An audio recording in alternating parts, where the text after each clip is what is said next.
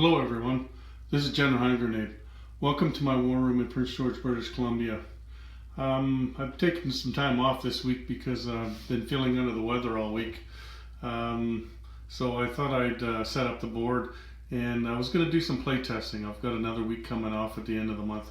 So I don't have any games coming up, so I thought I'd just set up the board now, and I can do it slowly because I want to do play testing, and I want to test out some of the things that I haven't played before, some of the expansion sets.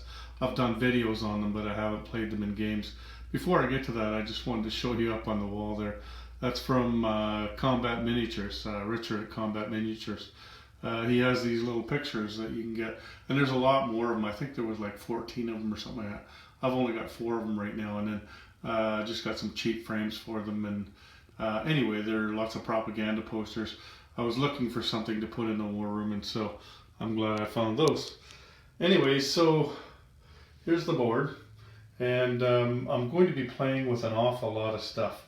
A lot of different rules, a lot of rules that I haven't played before. So I'm expecting this to take me quite a long time because I'm not going to race through it. There's no hurry to get through this game. I'm going to play some other games. But I think we're going to play those over at Panzer King's house. He's got a war room of his own set up. And so we'll go play over at his house. Him and I have already talked about this, so that I can do this. I want to try a bunch of different things. Like I want to try some house rules, and I want to try some of the expansion sets that I haven't played before, like I was saying. So normally I play Turkey, but in this game I'm not going to play with the Turkey set because I've already done that 3 times, and I know how to play that set, right? But as you see here, like there's some Italian partisans here. I am going to play with the partisan set. I only played that set 1 time. That was the Battle in the Bush with Rank Carcass and his brother Moose. And here's a couple other partisans, Italian partisans down here that represent the Palestinians. So those are Italian partisans. Those are the only ones that get set up on the board to begin with. After that, you just accumulate partisans by losing territories, right? Well, let's just look at all the expansion sets that we're going to play before I forget. One thing I went out and bought is this thing here, because I thought, like, I was getting tired of flipping through my book, like this book over here. I've got it set up really nicely and everything, but I mean, it's only a matter of time before you start ripping pages and everything, you know, flipping through it and all that. It's really great that it organizes it like that for you, but I'll just use that for the rules. And then for the expansion sets that I'm playing, I've put them in paper clips. So we're going to play the Elite of the Reich and the Elite of the Soviet Union. I have played the Elite of the Reich once before, but I haven't played it with Elite of the Soviet Union, and I think those two are going to play off each other really well. So I want to play both of them together. Then, of course, there's the partisan one that we're going to play. This one I haven't played yet. I'm looking forward to it. Manchukuo, Puppets of the Empire. So that'll be fun. And also Winter War. That's the Finnish one. The war between Russia and Finland, right? And then the Commander set. I think I'd like to play with that set as much as possible because it's such a good set. And then the American Minorities at War. This one to me is a lot like the Elite of the Reich and the Elite of the Soviet Union. To me, it's a natural to play with it. Like all 3 of them are basically kicking up your units, some of your units on the board. The thing about that one though is that it was developed a long time ago, and they wanted you to pay 15 IPP in order to play that set. Whereas these ones here, it doesn't cost you anything to play the Elite of the Reich and the Elite of the Soviet Union. So I think I'm going to forego the cost for the Americans on the minority set, so they can play that set without any cost. And then over here, I noticed when we were playing the partisans, there's actually a lot of rules for the partisan set. A lot of little things too. So I've got this made up because this, you know, we kept flipping through the rulebook to try to find these, right? And so I've got the 2 pages that that you need the most. the ones that show the rolling, right? And then also, luckily on this page, it tells you what each of the rolls do. So that's kind of nice. And then on the other side is a table. There we go. This is a bunch of special partisan rolls. Like these are different than the normal partisan rolls. Normally you lose a territory, and then so what you do is you roll the dice. If you got a 12, then you got a partisan there. But these ones are a little bit different. Like for instance, the American home country, if you lose a territory, then you got to roll a 10 or 11 or a 12. You know, and then there's some of them like here, Formosa, make a partisan generation roll in Formosa each turn beginning at the start of the game. So that partisan will be KMT. And then also here in Manchukuo, make a partisan generation roll in each of the zones each turn, unless they are KMT or CCP controlled. So on a roll of 11, they'll become the communists, and on a roll of 12, then they'll become the nationalists. So these are special ones, and we kept having to go to the rule book. What was that again about? So anyway, I thought that would be handy to make that up.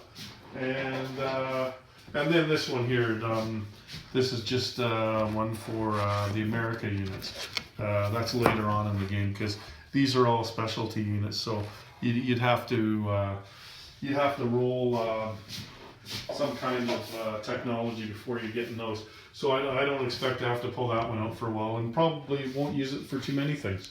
So those are the expansion sets that I'm using. Now I'm also using some house rules that I want to try out. House rules that I think would really enhance this game greatly. Let's just take a look at what we have here. So here we have, just so you'll know when we're playing, or when I'm playing, so I don't have to keep pointing them out. I've painted up the leaders. I put gold bases on them and gold helmets, because these guys, they got their hands behind their back. They really blend in to the board. You know, like with all the units on the board. It took me, when I was packing up at Rankarka's house to come home, it took me about a half an hour to find one Russian one, because him and I live 500 miles apart. I didn't want to come home without all my units, right?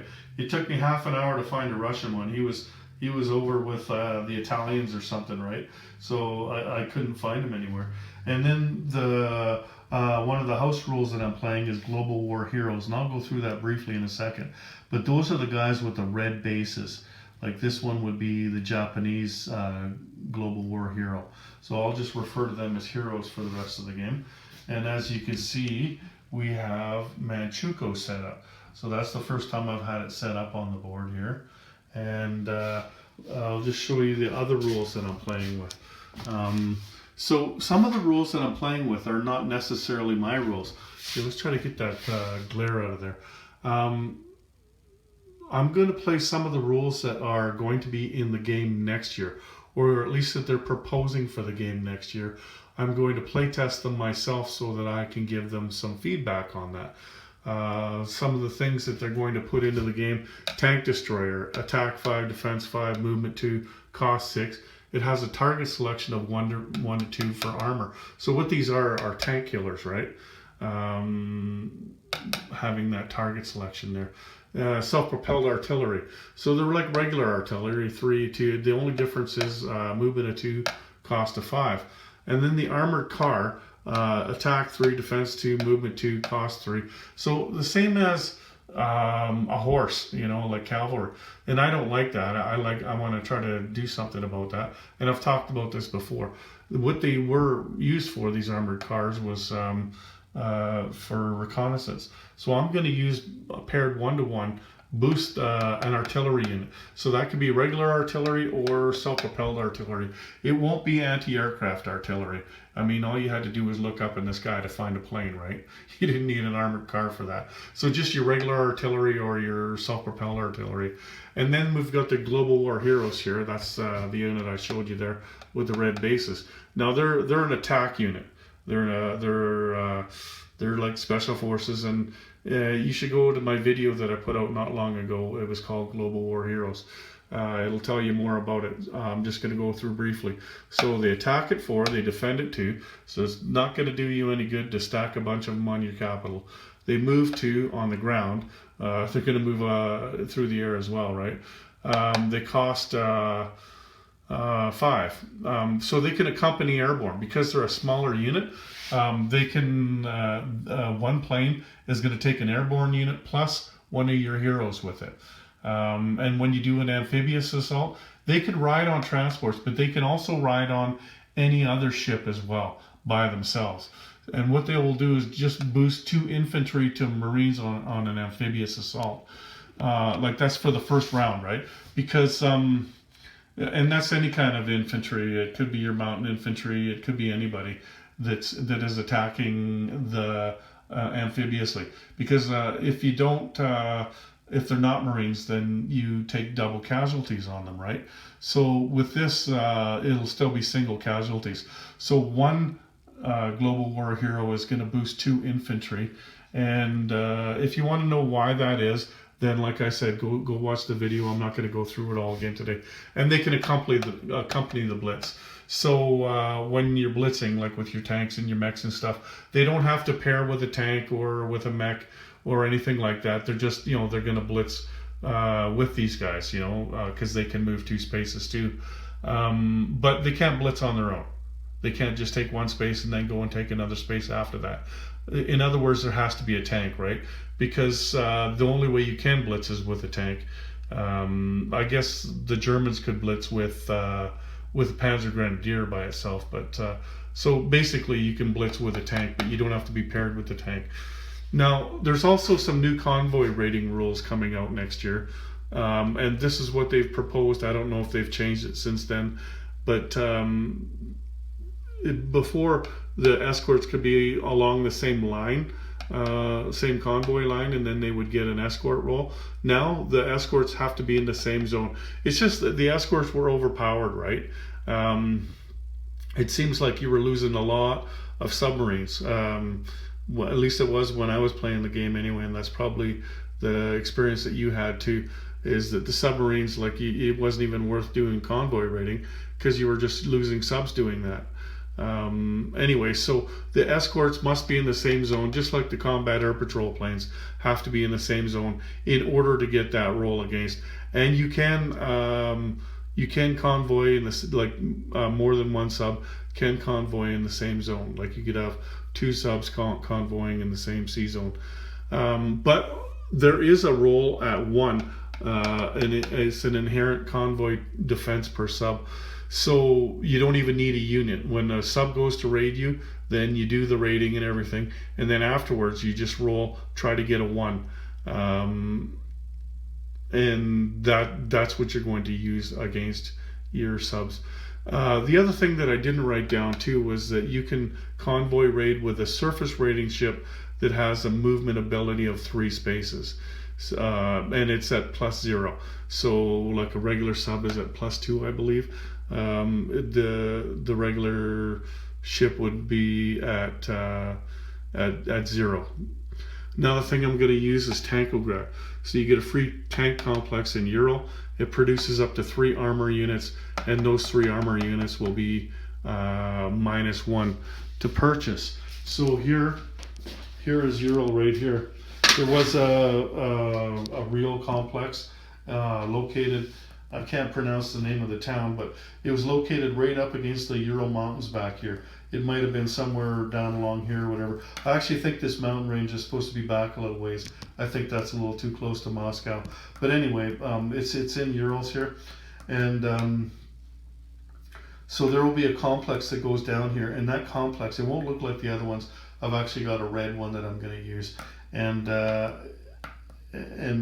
once the Russians go to war with the Germans, that's when you will place the complex, and then you can place up to 3 armor units here.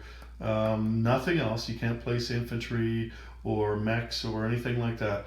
It has to be either a light, medium, or heavy armor, and each one of those will be $1 less to purchase. So like your medium tank would be $5 instead of $6. So that's Tankograd.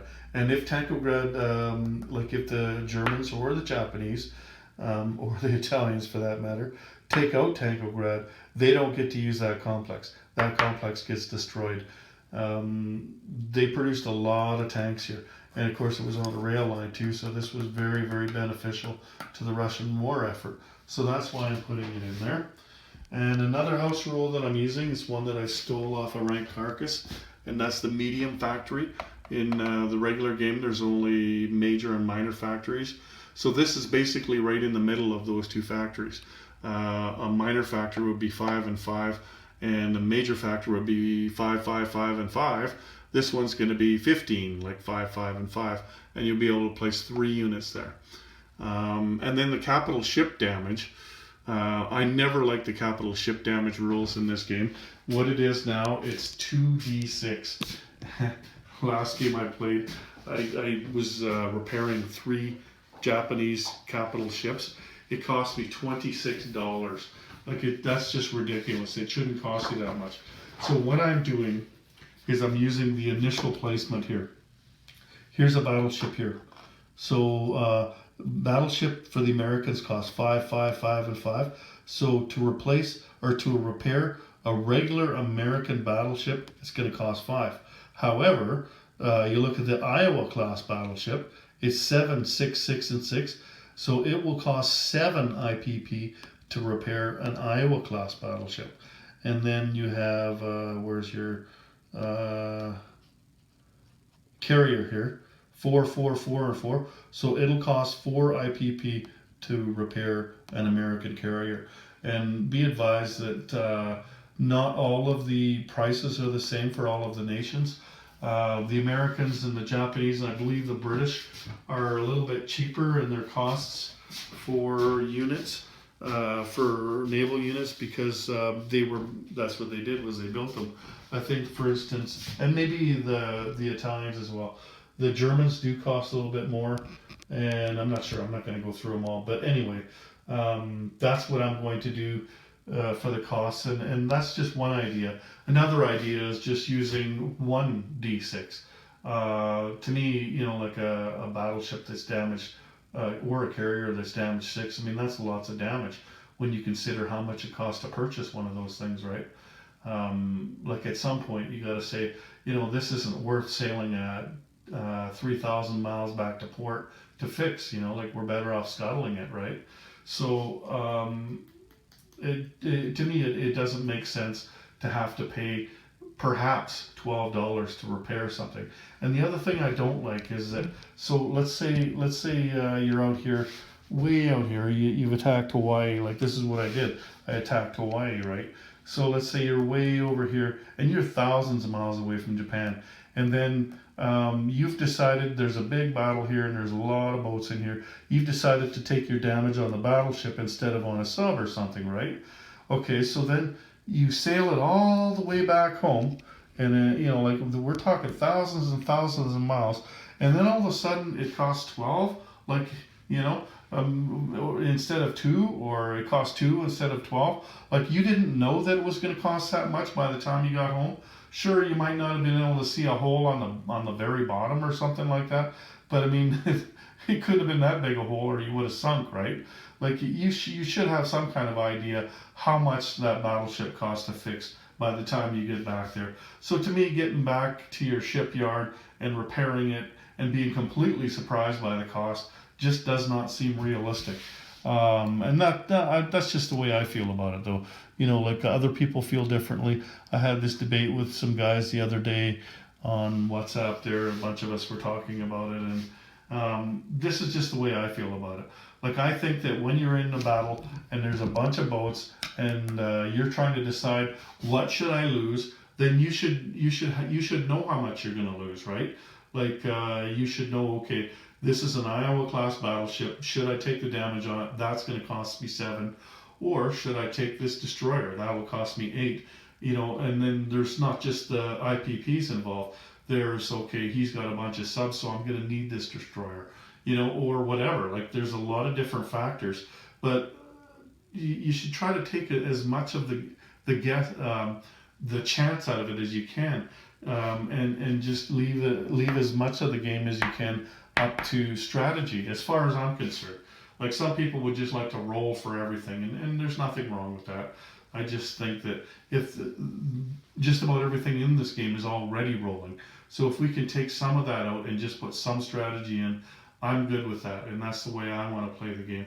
And so that's the way I'm going to test this rule. Not all battleships were created the same. An Iowa class battleship is much bigger than a regular battleship, so of course it should cost more to fix it, right? And it is. It's going to cost 2 more IPP to fix it. So what else? Looking around here. Yeah, I think that's all the rules I'm using. So if you look around, you can see, the Global War Heroes. Like I have put one on for each nation. Not every nation. Actually, yes, every nation. With the Allies, I didn't want them to have more than everybody else. So I figured between France and Anzac, they should get 5 combined, and they can do any combination. So what I'm going to do in this game is I'm going to have 2 French and 3 Anzac Global War Heroes.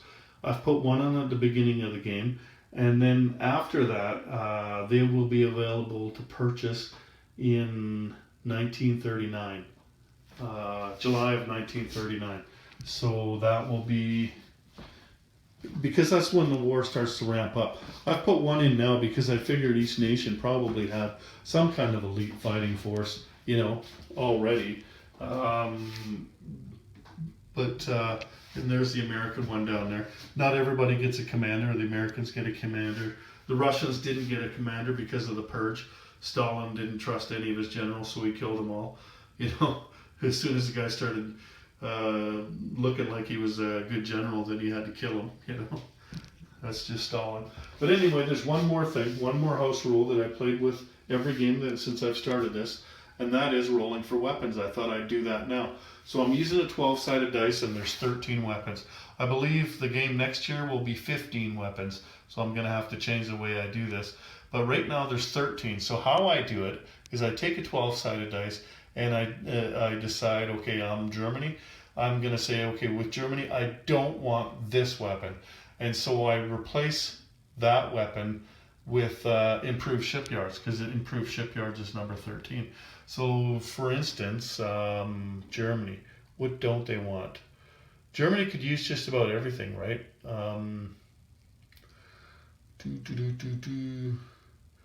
Yeah, they could use just about everything.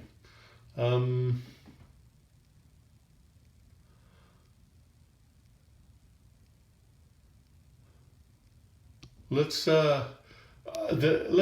do advanced anti-submarine warfare for the Germans, because there's not a whole lot of convoy raiding that goes on against Germany. This is the only German line in here that you can convoy raid, right? So let's do that one. I'll leave you here for that. I might as well just do this rolling while I'm here, okay? So Germany. So if it comes out as an 8, then that becomes improved shipyards. Otherwise, it is going to be whatever it's going to be. So the 7, okay. So Germany, advanced submarines. Now you can see they've already got one on advanced submarines here. Oh, right, sorry, that goes all the way to the end there. You've totally developed this weapon, advanced submarines. So that's awesome for the Germans. Now you don't get to use these weapons until July of 1939. That's when these weapons come into effect. You're not even supposed to roll for them right now, right? It's just I like to start the game off knowing before July 1939 what kind of weapon I've got, so that I can build towards it. I just think it's an interesting way to play the game. It starts the game off differently every time. So next in the queue is Russia. Let's use a red dice for Russia. And they are not going to like...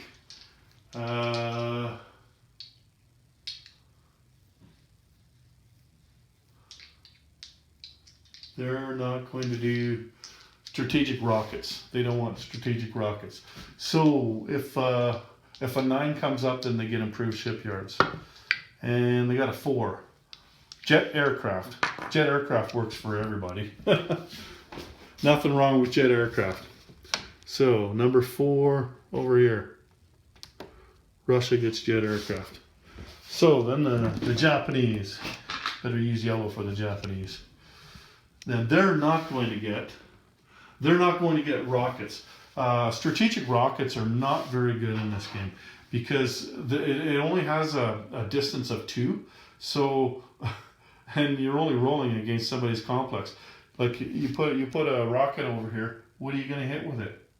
You know, it's absolutely useless to you, as it is with the Americans, and yet they need strategic rockets in order to get a point at the end of the game, which is really weird. Okay, so 2, advanced mechanized. Okay, so Japan will get advanced mechanized. Right over here. There we go. That'll work for them. Advanced mechanized is a nice one, and they do a lot of fighting down here. So a lot of ground fighting. I mean. So who's next? Britain. Now Britain only rolls once. They're not going to roll for all of the different factions. You know, like the India or Anzac. Whatever weapon Britain gets, then that's what FEC and Anzac get as well. So they're not going to like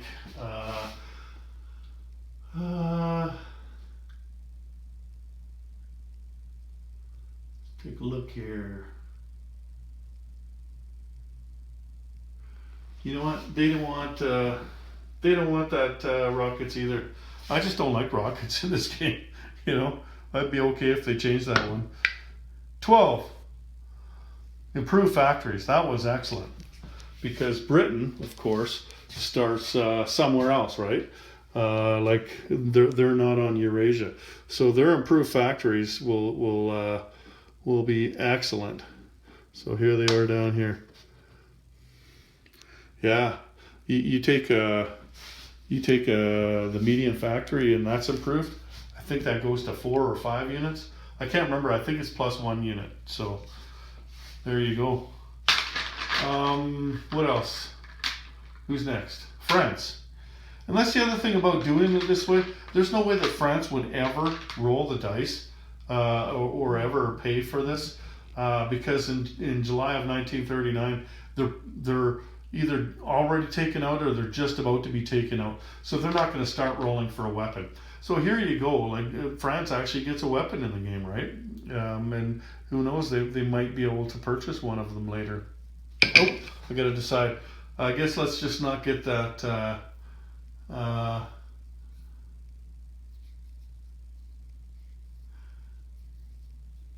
Yeah, let's not get the rockets again. Actually, no, let's not get radar because they're not going to have. By that time, they're not going to have any factories. 7. Advanced submarines. Oh boy. Let's hope that they manage to keep some of their submarines. France. Advanced submarines. Hopefully they manage to keep some of their submarines. Who's next? Italy. Okay, Italy, they'll go for the rocket thing too, or not go for the rocket thing, put it that way. And they get a 12. So improve factories. So that's not as good for them as it is with the British, but it is good for just about anybody. So what would be even better for them would be wartime economy, because then you roll 2d6 every single turn and add that to your income. Then the U.S. So the United States definitely going for rockets. They can't hit anybody with a rocket. And they could use that improved shipyard, so a 9 would be the right thing to roll here. Nope, 6. So a 6 is long-range aircraft. That'll do just nicely. Anybody can use long-range aircraft in this game. Right here. Oh, what's France doing there? They're supposed to be at submarines. There we go. And who's left? Oh, that's it. KMT. So, yeah, the Chinese don't get one. So that's what it's looking like here. The Japanese have advanced mechanized units. The Russians have jet aircraft. The Americans have long-range aircraft. The French and the Germans have super subs, advantage to the Germans there. And the British and the Italians have improved factories. So that's going to be an interesting game. Already shaping up to be an interesting game. I mean, I think it's going to be a good one here. So I'm all ready to go. I've got everybody set up. It's just about time to start purchasing for the Germans and stuff. But I think what I'm going to do, this like this video here is already half an hour long. If I was to stitch this together with the other videos in a month or so when I'm finally done with all of this, then that'll make that video really, really long. So maybe I'll throw this one out now so you'll know what I'm up to over the holidays. I'll probably make a few more videos besides in that time. Like if I get any more expansion sets and stuff, then of course I'll put out more videos and things. But that would be what I'm doing for the next month or so is playtesting this game. Playtesting the units that I haven't tried and some of the rule sets that I haven't tried. Oh, I didn't show you here the Finland. Look at this. They get 5 of these elite ski troops and 2, or I think that's supposed to be 2 there. This is going to be hard to take out. Anyway, they've got more there now than before, but the difference is the Russians can take them out in the Winter War. Okay, so that's going to be it for this video, and tune in about a month or so. I don't know, maybe even I'll give you progress reports along the way.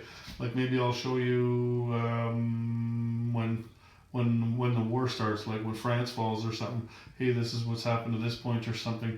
Maybe that'll be a better thing to do. We'll see. Anyway, that's all I got for today. So take care, everyone. General Hand Grenade out.